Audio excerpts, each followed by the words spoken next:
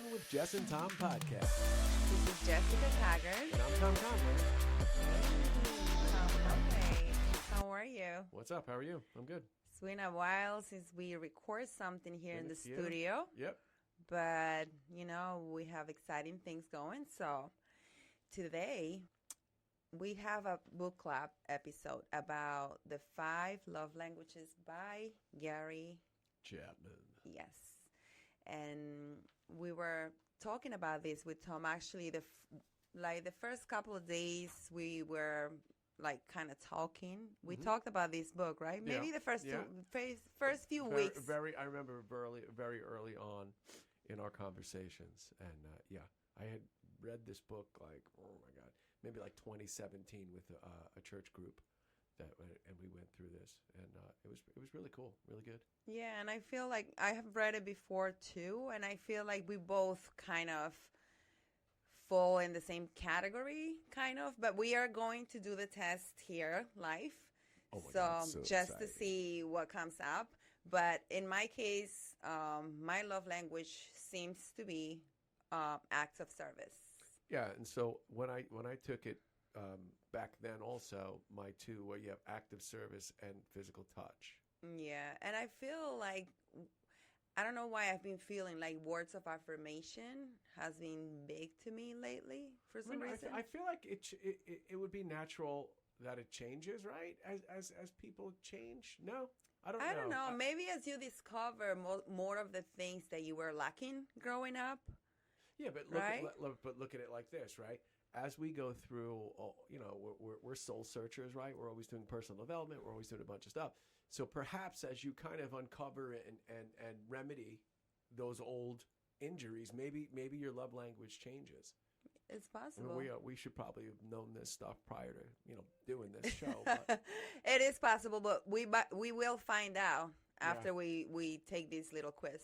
So we want to start doing that. So we'll do that we right find now? out. Yeah, let's do that right now. Sure. And find out. So when we kind of discuss the love languages, we'll know where we fall. Okay, that's fun. So we are going to read the questions. We're not going to disclose our answers.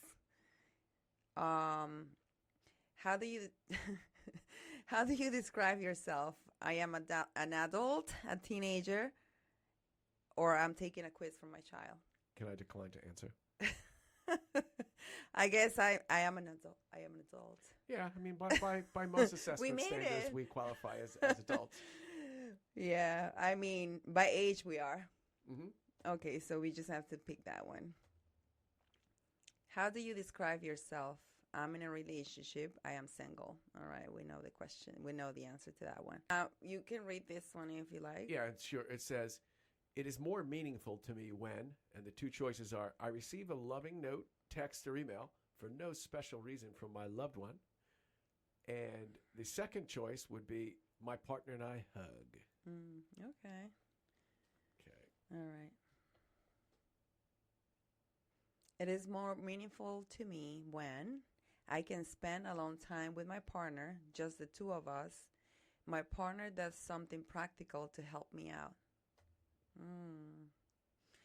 This is hard because I want two. I want the two of them, I guess you cannot have it all. I believe you simultaneously weighed all 5 love languages. I was actually thinking about the same thing. I mean, I want them all. This one. Okay, so yeah, it is more meaningful when I can spend time alone with my partner, just the two of us. My partner does something practical to help me out. No. Okay, so the next one is... Next question. Okay, it is more meaningful to me when my partner gives me a little gift as a token of our love for each other. Or I get to spend uninterrupted leisure time with my partner. Mm-hmm. Okay. That's good. It is more meaningful to me when my partner unexpectedly does something for me, like filling my car or doing my laundry, or my partner and I touch. You're probably reading my mind right now.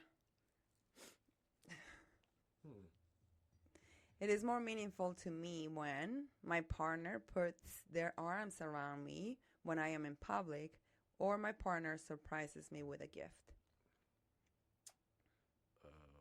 It is more meaningful to me when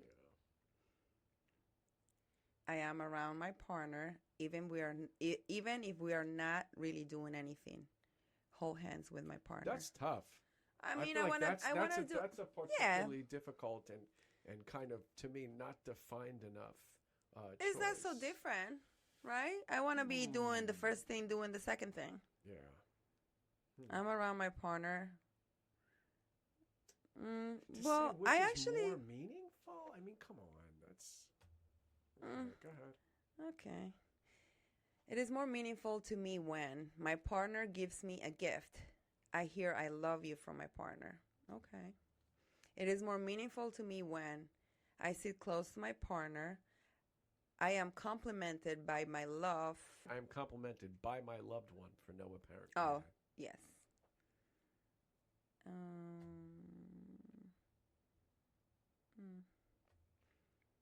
It is more meaningful to me when I get the chance to just hang out with my partner. I unexpectedly get a small gift from my partner. I'm going to go and read the next one. It's more meaningful to me when I hear my partner tell me, "I'm proud of you," or my partner helps me with a task. I want both. Well, I mean, it's like, hey, honey, hold this bucket, Oh my God, so hard. All right. Yeah, anyway, we can talk about this after. Yeah. I don't really like any inbound anything. You know what I'm saying? I don't want gifts. I don't want compliments. But it is important for you to know that you are being seen in a good light. Yeah, 100%. Right? Mm-hmm. So that's a compliment. I get to do things with my partner. I hear supportive words. Well, you have to make sure. I mean, I've just continued to read. It's more meaningful to me when. Okay. It's more meaningful to me. Well, you already did. For the last question. Can you do it again? Yeah, it's more meaningful to me when I get to do things with my partner. I hear supportive words from my partner. It is more meaningful to me when my partner does things for me instead of just talking about doing nice things. I'm still lamenting the last one, if you don't mind. Just a moment. Oh, can you reread it then? Yeah. It's more meaningful to me when I get to do things with my partner or I hear supportive words from my partner. I like both of them. Yeah, this is tough. Can we do things together while I hear supportive words? Once again, you want the onion rings and the fries. Of course, why not? If you can have it all, why not? Right? Yeah, I don't know. Yeah. Just go ahead. So it is more meaningful to me when my partner does things for me instead of just talking about doing nice things. Of course. I feel connected to my partner through a hug. Okay. So good. It's more meaningful to me when I hear praise from my partner or my partner gives me something that shows they were really thinking about me. Again, I think that's... I mean, I don't want really praise. Like, you know what I'm saying? I don't really want praise. I mean, I feel... Anyway, we're not supposed to talk about this out loud, right? Sorry, yeah, I mean, if you want to, it's fine, No. It is more meaningful to me when I am able to just be around my partner. I get a back rub or massage from my partner. Oh, this is one thing. He doesn't really enjoy the rubbing.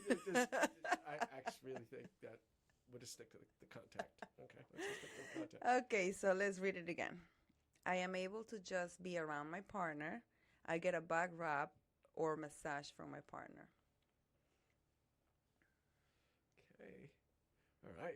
Okay. And it's more meaningful to me when my partner reacts positively to something I've accomplished or my partner does something for me that I know they don't particularly enjoy. So it means, like, if you enjoy it when you know your partner's not enjoying it, that kind of means you're, like, making your partner unhappy, right? No, but I feel like, you don't necessarily need to have the same interests But if your partner supports you on everything, and if, your partner shows you support even if he's not into the same, I feel like it's important. Okay. It's meaningful to me when my partner and I kiss frequently. I sense my partner is showing interest in the things I care about. Okay. And just for you who just tuned in, we are doing the test for the 5 love languages to determine what our love languages are for later discussion. Mm-hmm. Maybe a little splash screen, 5 love language test in progress. All right. The next one is, it's more meaningful to me when my partner works on special projects with me that I have to complete. My partner gives me an exciting gift. It is more meaningful to me when I am complimented by my partner on my appearance, or my partner takes the time to listen to me and really understand my feelings. Nice. Deep. It is more meaningful to me when my partner and I share non-sexual touch in public, or my partner offers to run errands for me. Can we do both? That's a good one. Oh my God, I love when my partner offers to run errands for me, actually. Yeah, and I love doing the holding and touching in public, but too. The thing is, why do I have to include public there? Like, obviously looking for some kind of other feedback, right? Like, look at me in love. All right, yeah. Okay, whatever. No, I think I like Fine. Okay, you can read this one. Yep. It's more meaningful to me when my partner does a bit more than their normal share of the responsibilities we share, or I get a gift that I know my partner put thought into choosing while I was doing all the work around the house.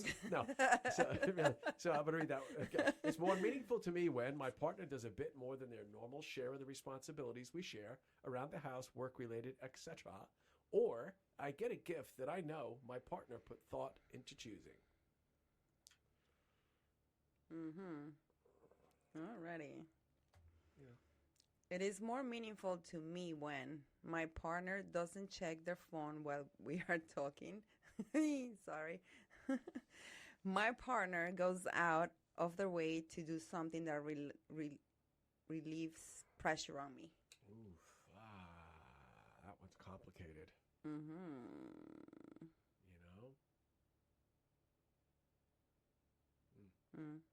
Okay. Wow. I'm devastated. No, okay, yeah. They're both important for you, I guess. I must say. I don't want to say what I'm thinking. All right. Okay. It's more meaningful to me when I can look forward to a holiday because of a gift I anticipate receiving. Parenthesis, I'm under 6 years old. Or I hear the words, I appreciate you, from my partner. No disrespect to people 6 and under. We appreciate you too. Yeah. It's more meaningful to me when my partner brings me a little gift after they've been traveling without me. I think they're talking about laundry. My partner takes care of something I'm responsible to do, but I feel too stressed to do at the time. It's more meaningful to me when my partner doesn't interrupt me while I'm talking, or gift giving is an important part of our relationship. I feel like that was a setup. It's more meaningful to me when my partner helps me out when they know I'm already tired.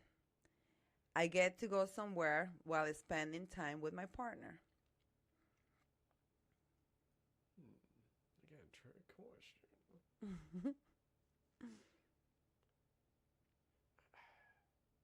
I'm so wishy-washy of a person, right? I don't know why I just gave myself that label, but so I feel like so much of this stuff is contextual, and I'm not trying to dilute its value because I think it's very valuable. I think we'll probably arrive at something that's true. But I feel like there's times when either of those things could be really meaningful to you, right? Yeah. I mean, if you're really shot and like somebody's just there to kind of pick up the ball for you, like in that whatever 72-hour period, you're like, That's oh very my God, meaningful. I appreciate this person so much. And then the other, if life isn't on fire and you get to go somewhere spending time with your partner, like that's going to be more, that's going to be more rewarding, important kind of. Yeah. You'd be like, oh, honey, you want me to take out the garbage? You know what I mean? I don't know. Anyway, I guess I shouldn't fight City Hall. I'm always looking for an out. It's more meaningful to me when my partner and I are physically intimate.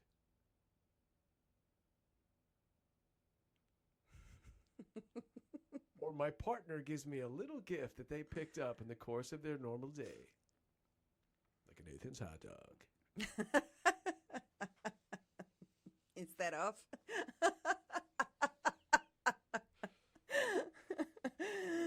Okay. It's more meaningful to me when my partner says something encouraging to me, or I get to spend time in a shared activity or hobby with my partner.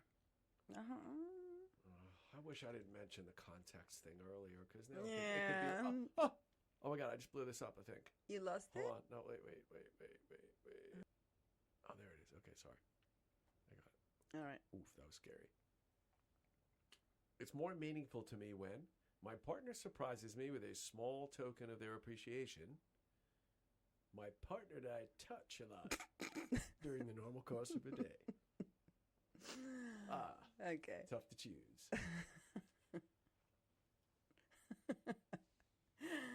Okay. I mean, I don't like gifts of any kind, so, Yeah. All right. All right. It is more meaningful to me when my partner helps me out, especially if I know they are already busy. I hear my partner especially tell me, I appreciate you. Okay, I don't really like my partner helping me when he's busy, because no, that's not right. I don't really like to take people out of, the things that they're doing and taking off their time. If you are actually doing something that is important for you, I don't really want to. I mean, take you out of your zone, I would just say, who is it that has the right to determine what's important to the other?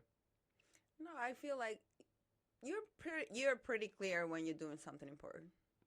I always think everything I'm doing is important. Okay, so for you, everything you do is important, and I don't like or else I wouldn't do interrupt you. Yeah, I would just sit around in a tank, floating, doing nothing, waiting to be assigned my next duty. Okay, it's more meaningful to me when my partner and I embrace after we've been apart for a while. I hear my partner say how much I mean to them. Well, to who? Like, you're like coming home and like you're on the phone with your mom. It's like, hey, my partner means so much to me. Like, oh my God, that was meaningful. I don't know. I don't feel like, are these the same questions? No, it's a different question. Oh, no. My partner and I embrace after we've been apart for a while. I hear my partner say how much I mean to them. I mean, it's too difficult because I like both. What? Oh, sugar. Oh, I guess we're done. Oh, really? We got the same. But so let's actually talk about how terrible this is. And I'm on top of you now, love languages. So when I did this 5 years ago, you were able to take the test and you got your primary love language and your secondary love language. Now, love languages. Oh, they're locked. Yeah, they give you your primary. And then if you want access to your other ones, you have to, quote unquote, upgrade to lock. And I think that's a pretty sleazy move, love languages. So hear me roar. Oh, no. Gary, I don't know if you're still involved, but stock prices just fell, buddy. So to upgrade, you have to pay $35 so they can tell you what your second love language is. Zero chance that'll happen. And so I'll just take the paper written test and we'll figure it out using the matrices they provide in the book. Okay, so we both have quality time as our primary, and we never thought that was the primary for us. We always thought it was more like acts of service. and Oh, wait. No, I think I was. Wait a minute. That's my book, right? yeah. All right, let me see. I think there's a workbook that goes with this, though, that I probably have around somewhere. It comes with a PDF. That's what he says. Yeah, but no, I wouldn't have PDF'd anything. Oh, no, my answers are in the back. Nice.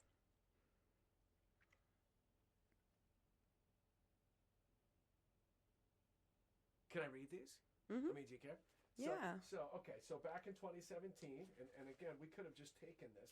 It's back here.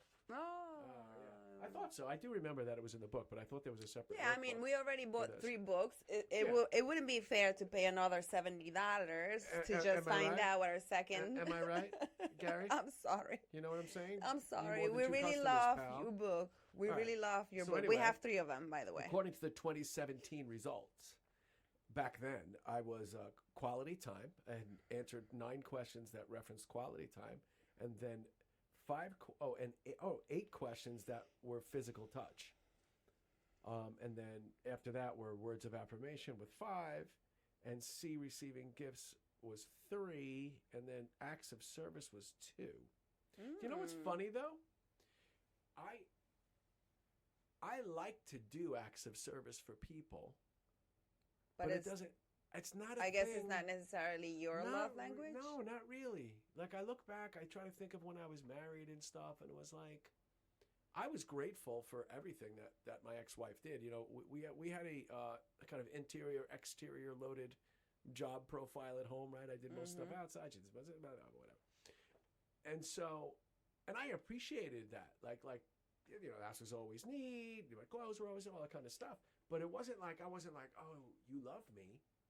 You know? But maybe if you didn't have that, you would have missed it. You know, because she was a good partner like that. I don't know.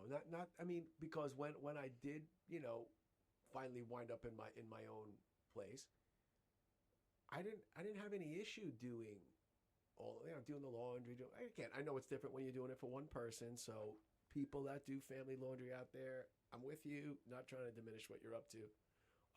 I know it's different when you're doing it just for yourself. It's very predictable, very routine. When you wash stuff, it's actually clean, you know, and away. You know, maybe folding's terrible. I think everyone agrees. And so I'm not sure. I guess I don't know. I can't say for sure. I don't remember acts of service being specifically meaningful to me. Maybe you do that as an act of love. But not necessarily. Yeah, right. Because what I try to do is say, hey, how can I be of assistance to this person? Service, right? Right. How can I lighten their load a little bit? And some of it's act of service. Yeah. Other things aren't. Other it's like, hey, well, you know, you're gonna talk and I'm gonna listen, or whatever. You know, it's a lot of. I think it's just different approaches. But anyway, that's my little short story, and there's my score. So for my 2017 results, I was a quality time person, quickly backed up by a physical touch person. Okay. Yeah. And I think he did say something about like how you actually behave when you grow up, you adopt certain behaviors, right? And probably you grew up in a home where providing this act of service would fill your tank of love in a way. You will feel loved if you would do that, right? You know, actually, and maybe that's why. And that's what I'm thinking, right? You adopted it. Maybe not only that. So maybe at a particular period, and I almost take the maybe out of it because that's what I'm thinking. I'm thinking about me in 2017 and where I was at in my life and what I had and what I didn't, right?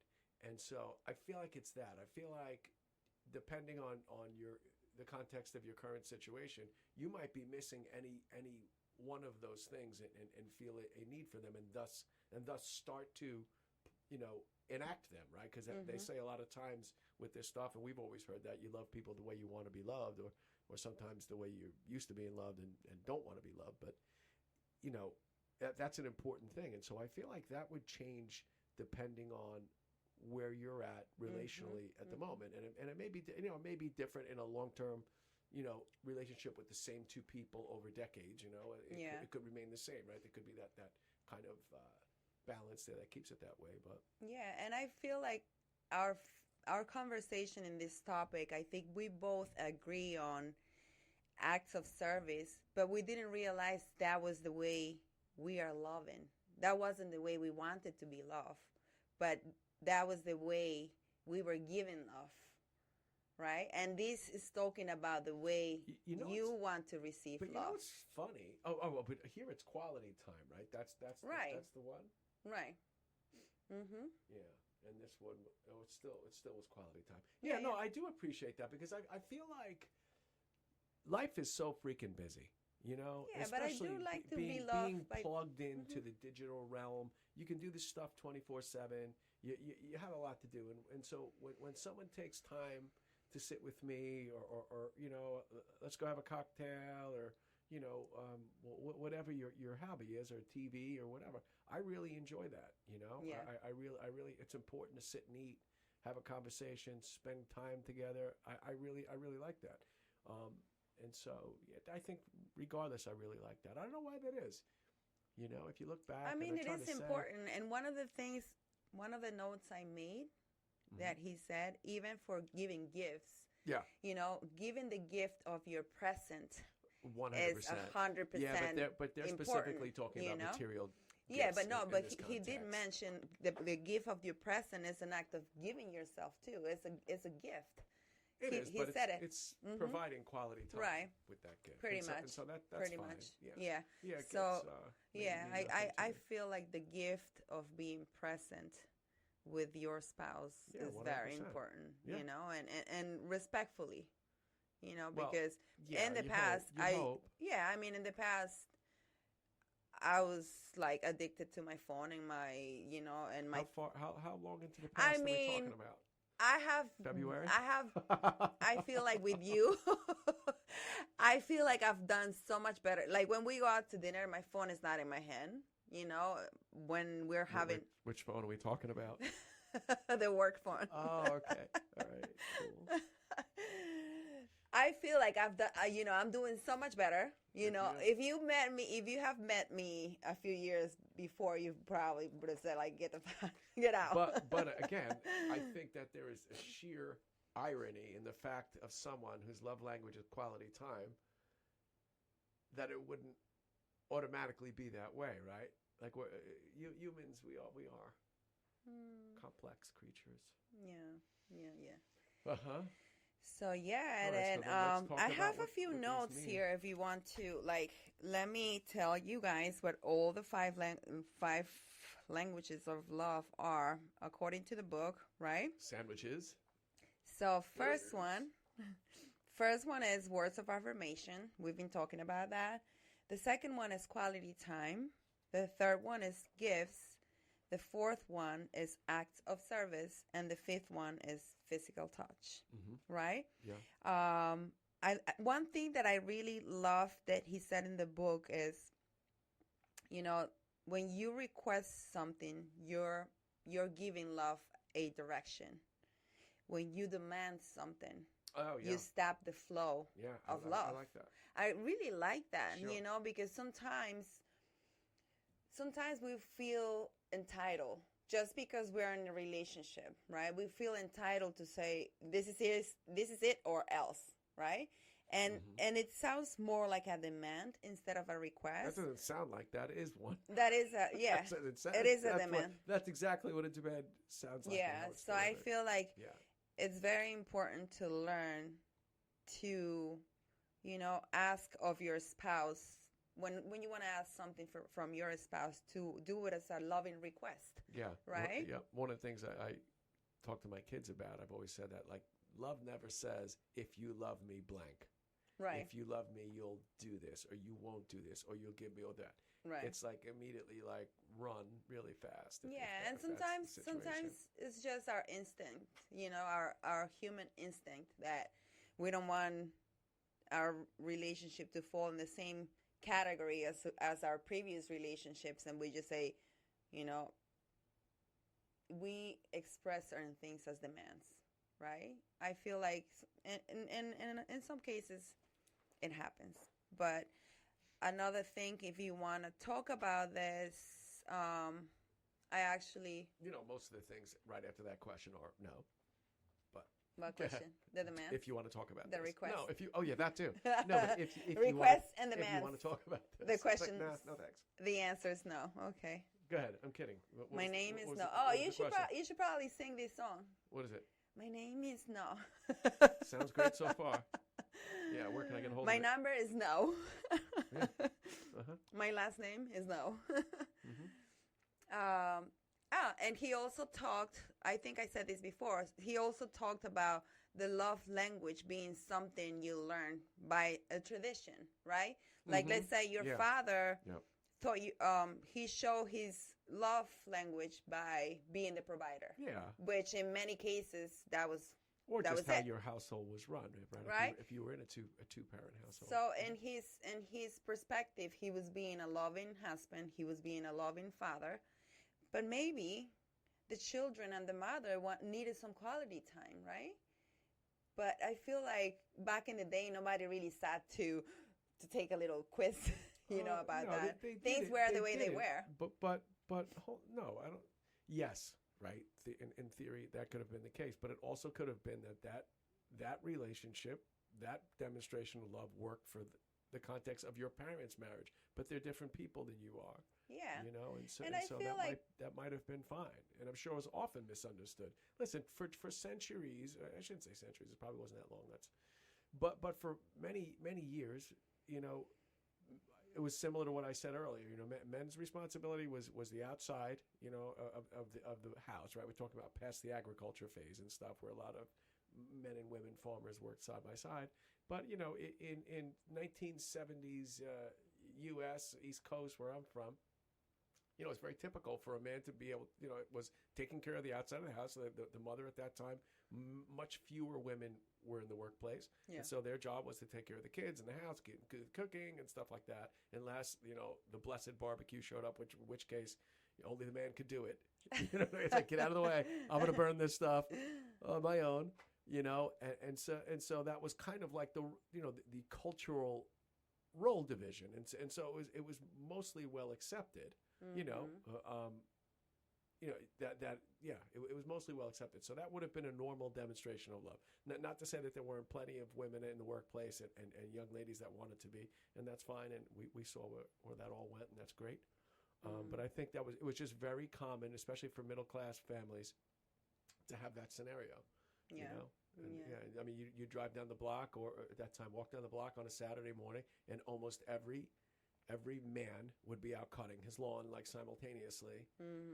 Either that or like an elder teenage son would be doing it, and he'd be like, thumbs up somewhere else, working on the cars and whatever. I guess love. It's a little bit of a side. I guess love back in the day had like a structure, and that was it. That was it. The man takes care of this. Woman takes care of this. This is how you love your husband, and this is how you love your woman. That's it, right? Yeah, and again, I hate to say this, but not too many people were asking. Right. Is this working? Do you love? Do I my love? Like, exactly, because it was what it was most of the time. Yeah. You know what I mean? This is it. I signed up for this, and this is it. Right. No, nobody said we'd be happy. Nobody would ask any questions. Mm-hmm. So another thing that I like too, he gives you 3 tips on how to recognize what you kind of love language, the primary kind of love language is. Mm-hmm. If you want to really identify what your love language is on your own, you can ask yourself these 3 questions. Mm-hmm. Okay. What does your spouse do or not do that hurts you deeply? The opposite of what hurts you most is probably your love language. Right. The opposite of what hurts you most. Really? Right. So let's say you asked your husband to give you quality time, and he's never home.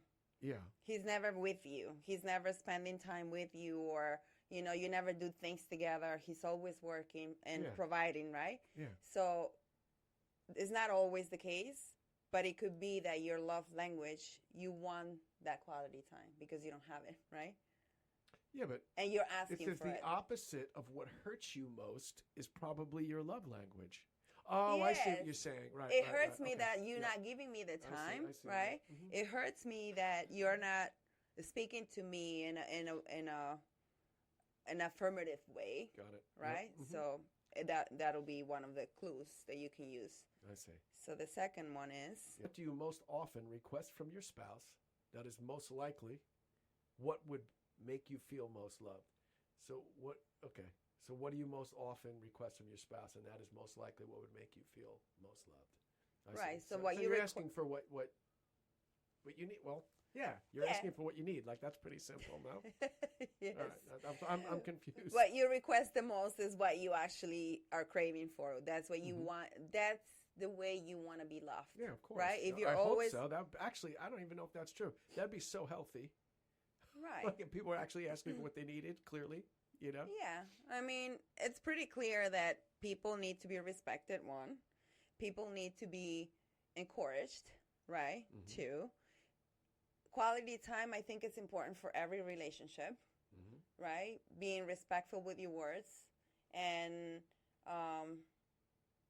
what else?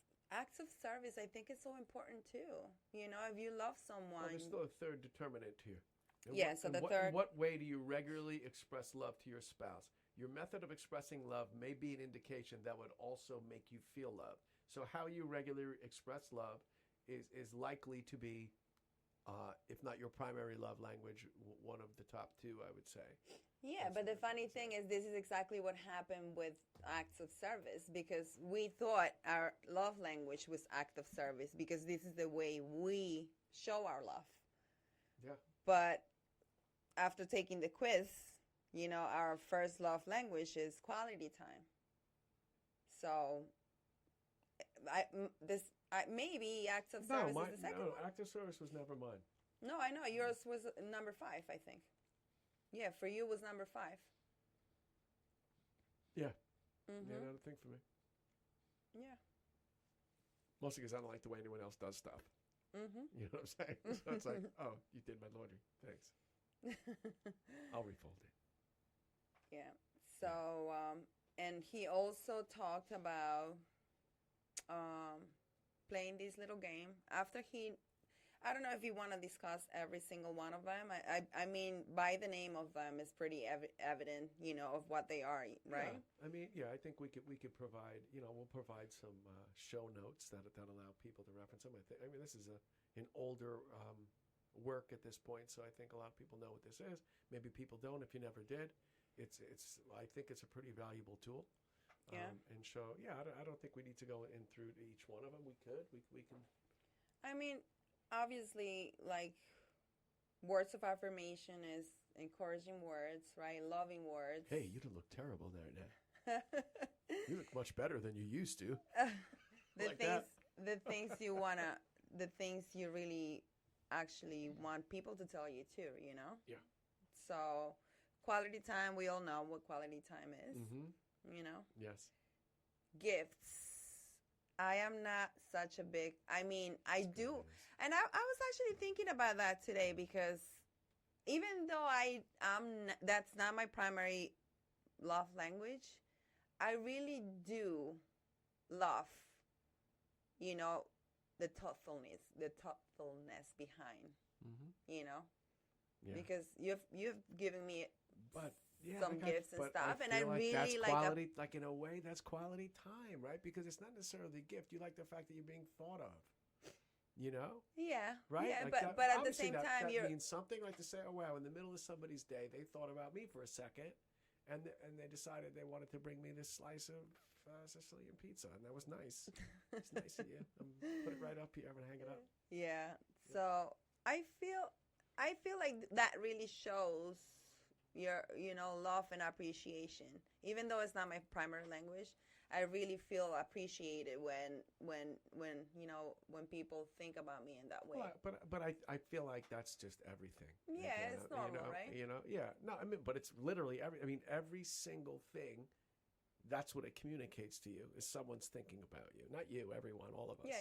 You know, all of these things. That's what they communicate to you. Yeah. You know, and so yeah, it's important. People, it's nice to know that you have that kind of you know, presence in someone's life. You know? Yeah. Yeah. Mm-hmm. And then acts of service, I feel like I really think that you are one of those people, for what I know of you before we started really talking, I've learned that you have been a person who's always been there for people who needed you. I'm a doer. Yeah. Yeah, and you just offer your help without any intention of anything, No, and I, we've talked about this a couple of times in different. For me, throughout the course of my life, what I've observed and experienced a few times as a younger person and not so younger person, is that it is so difficult. The most difficult thing for anyone is to ask for help. And so because of that, I try to be observant in people's lives and in the situations that I'm in, and I provide that help before they need to ask for it. Now, that can be presumptive, sure, in some situations. Every once in a while someone's like, hey, nobody asked you to do that. and you're correct, and so, I offer. It's not like, you're going to come out and the place is going to be painted and you're like, holy shit, I didn't like blue. But it's like, hey, I noticed X and would you mind if this? Or I saw that was broken and I was at Home Depot, and I picked it up. Here you go. Yeah, and that's pretty standard for me. Yeah, and what was very, very, very possibly, how do you say it? What very positively surprising to me was that, you do things, but you don't expect to be praised for them. No, in fact, I don't want to be. I really don't want to be. You almost get uncomfortable, almost, I feel. Well, I am, because it's that exact situation that I want to make sure people understand is not my intent in doing what I do. It's not for recognition. It is absolutely not for that. And so it does make me really uncomfortable when someone's like, oh, you know what he did for me? No, please do not talk about that. I do it all the time because he's always doing things, and I just appreciate that so much, I know you do. I haven't have that, and so for me, it's very I like this. I like to meet people's needs. If I see people need a hand to do something, I like to provide that. Yeah. And I enjoy it. The thing is, I enjoy doing it. I love the work. I love, cleaning and landscape, like anything, that I do. So he came to the right place. I get true joy out of being able to do those things. Essentially, I like to play with my toys, right? I like to play with machines and stuff. And so if I just point me at this stuff, and I'll point my machines at it, and we'll go take care of it. Yeah, that's another thing. Selfish. It's actually very selfish. I just want to play with tools. Well, that's another thing we do have in common too. I love playing with power tools. When I have the chance. I haven't had the chance lately. You're a very skilled crafts But I person. really love crafts. I really love also giving. Putting myself to the service of other people. But I also realized that at a certain point in my life, I was just giving too much. It was taxing my wellness, like they said, right? It's a different situation. Yeah, but that was something that we both found that we had in common. It was a nice discovery. It's off-putting. Right? A lot of people don't know. It's very common for someone to mistake that for, okay, what do you want from me, or what are you trying to get from me, or what are you going to do to me? It's like none of the above. Yeah. Right. Yeah. Right. Oh, some people get defensive. Yeah. Right. Yeah. Yeah. And the last one is physical touch, which like all love languages have different dialects, right? Mm-hmm. And one of the examples he gave, I forgot which chapter was it, that I think it was the words of appreciation or something.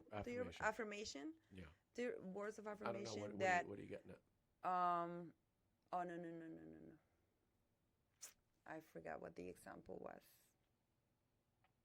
But they both had the same love language, but one of them was. It was words of different. Affirmation. It was what?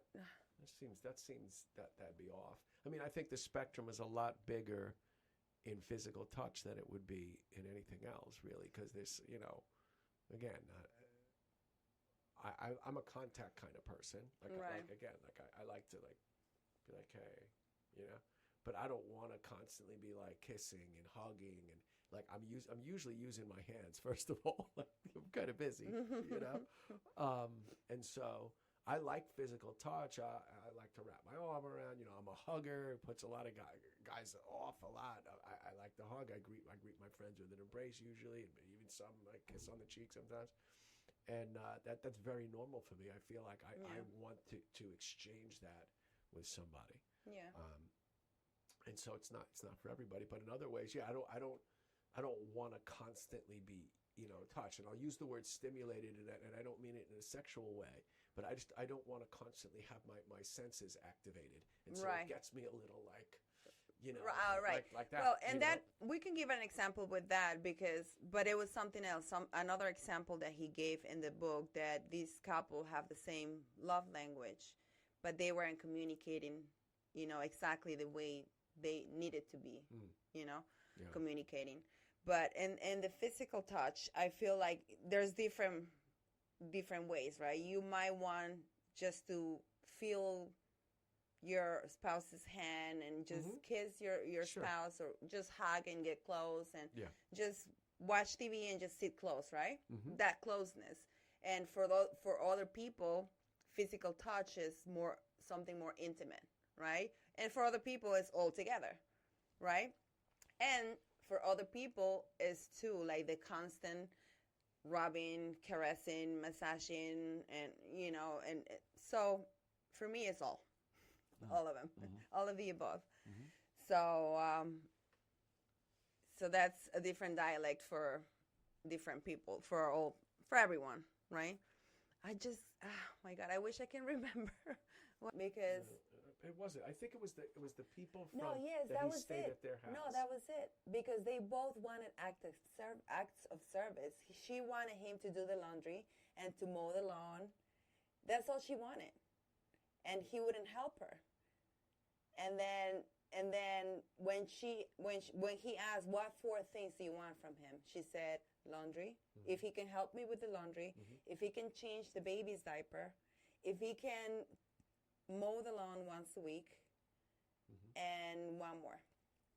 And he said, if she can put the baby's shoes away, supper can be ready, almost ready by the time, or in progress by the time I get home. Which I think right? I hate that, but go ahead. Right. And then wash the baby's face. Wash the baby's face, and something about organizing, I guess, right? Because and vacuum at least.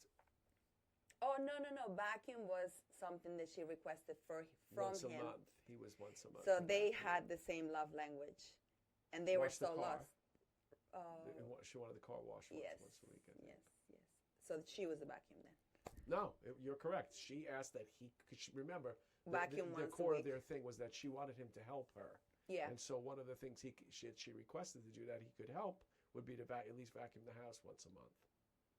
Or once a week. No, I think it was once a month. I don't know. One of them was a month, once a week. I don't think she was implying that she wasn't going to be doing it in between, just that he could jump in once in a while. Once in a while. I mean, I'm actually if you can read the list that they actually wrote with their request, and the story goes like this, right? They meet, and of course, when you are in the heat of falling in love, you do everything you think the other person wants you to do, right?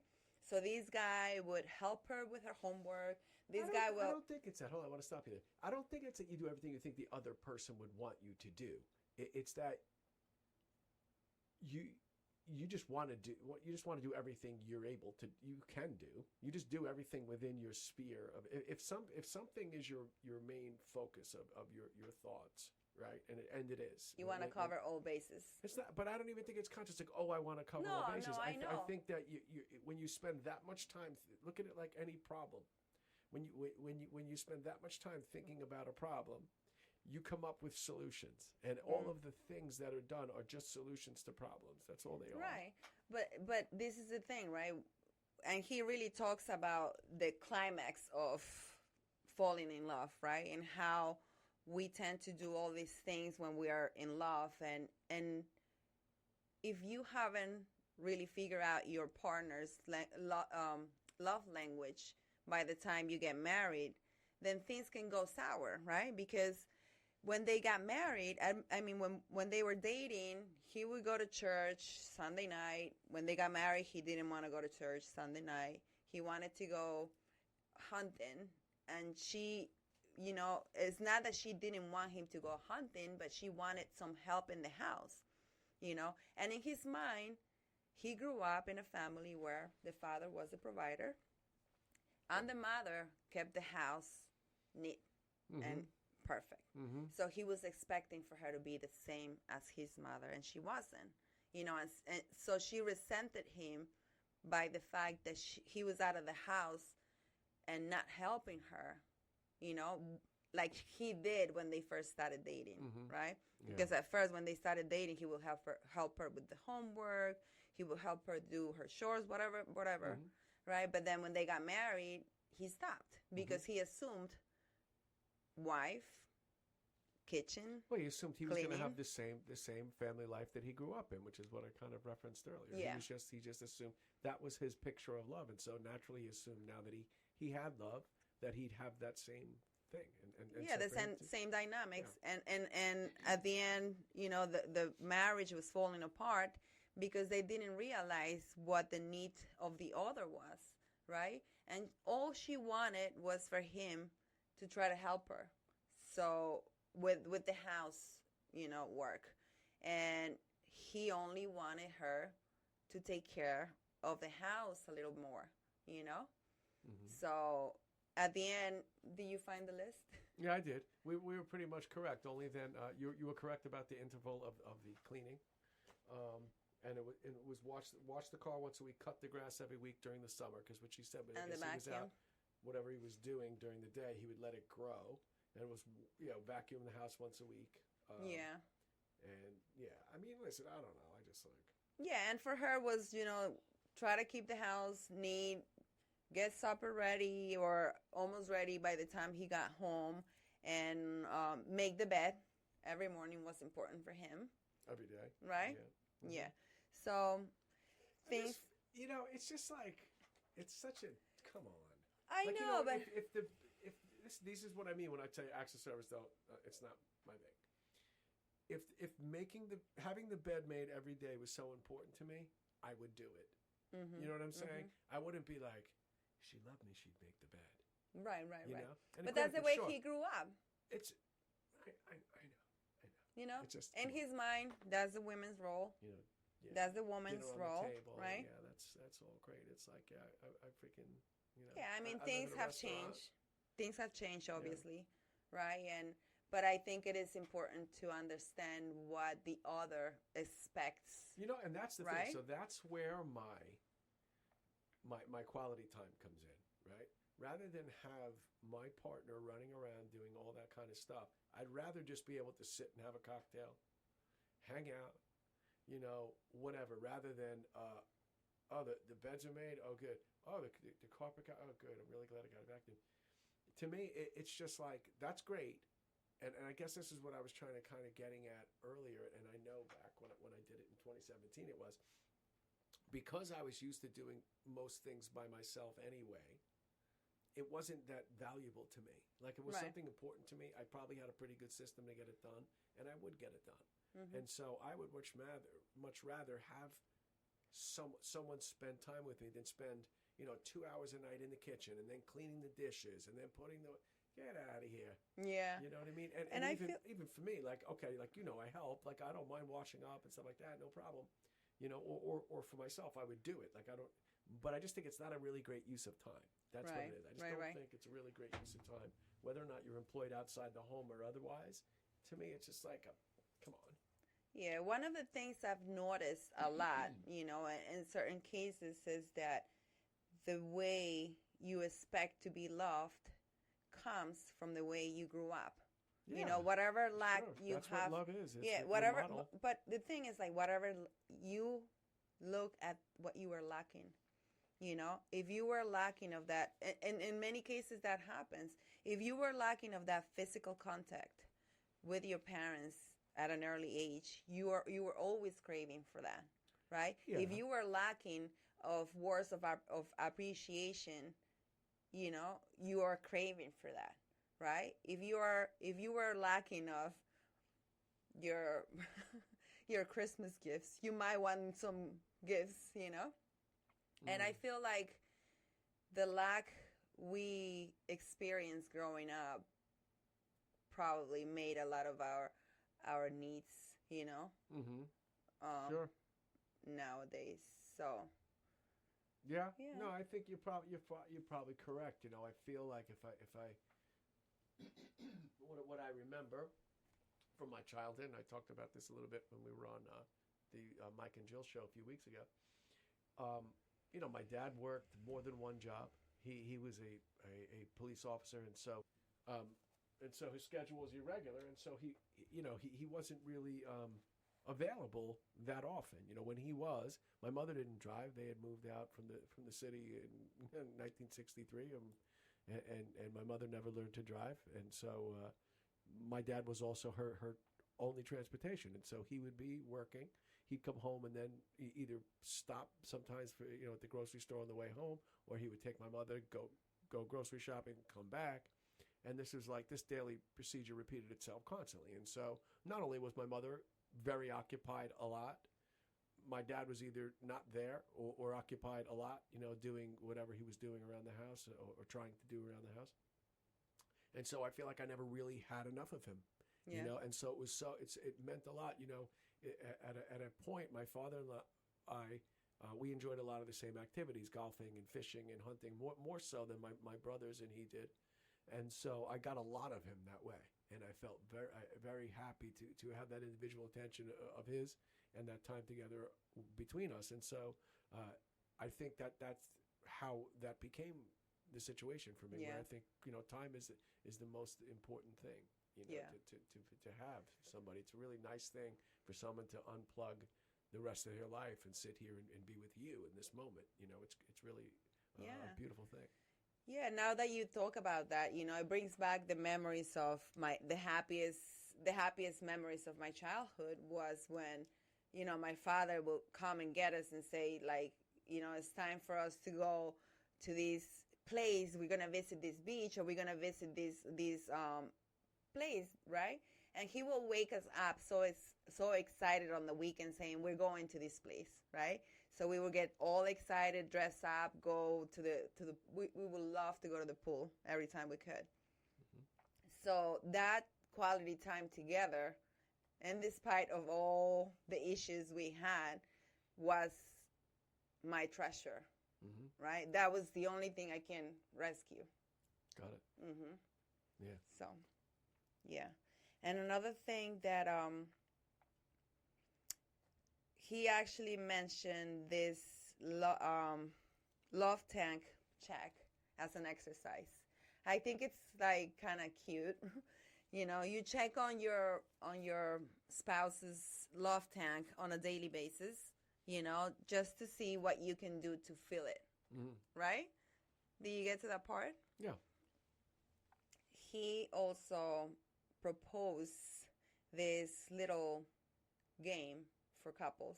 It's called the love tank check, right? So check on your wife's or your husband's love tank every day, and what you can do to fill it if it's not completely full, right? Because one of the things he starts the book by saying, right? He started the book by saying that?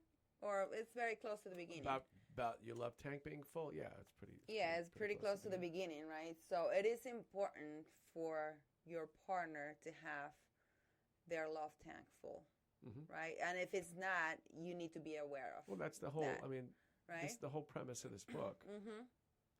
So if you feel like there's something that is not going right, ask, and then ask what you can do to actually feel it, right?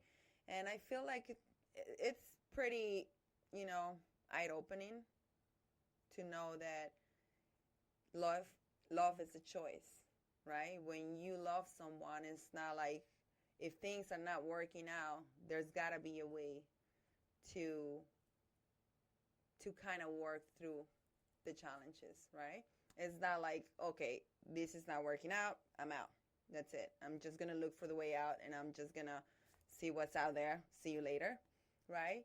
I feel like when someone is committed to something, there are ways to always try to, fix that. If there's love, of course, if there's respect, right? There's always ways to kind of get back to center, and focus on love, because love is, like he said, is a choice.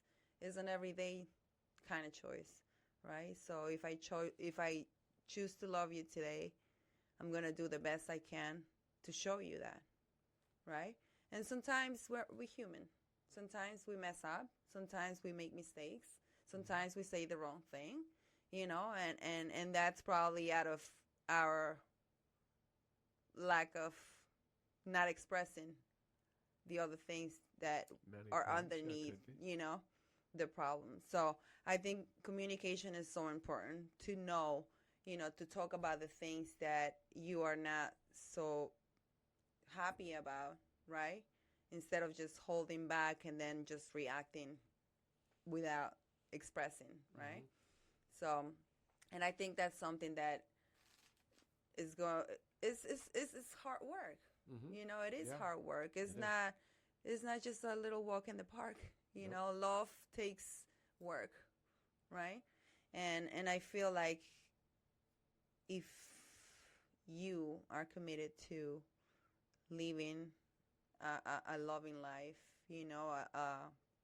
a life in a happy home, I think it's worth going beyond, Well, yeah, I mean, it's certainly a more economical solution than getting out of it. You know what I mean? Yeah. Yeah. Well, it's cheaper for the heart too.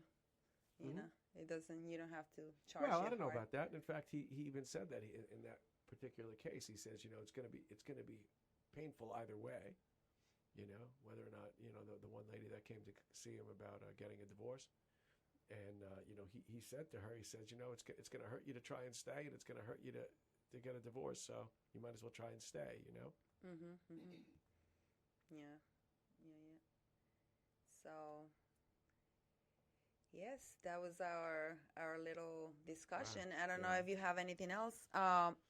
I don't really. I think I don't have anything else on my notes, but I feel like it's a great read, and I feel like everybody already knows about this book, but we really wanted to have a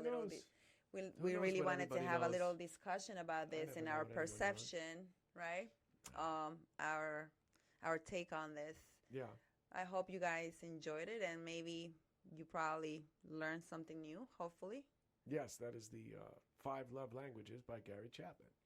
And we will be putting the appropriate notes in the show for the online love assessment test, so you can determine your very own love language and the other pertinent material regarding this book. Yes. So thank you for tuning in, and we will see you, or you will see us next time.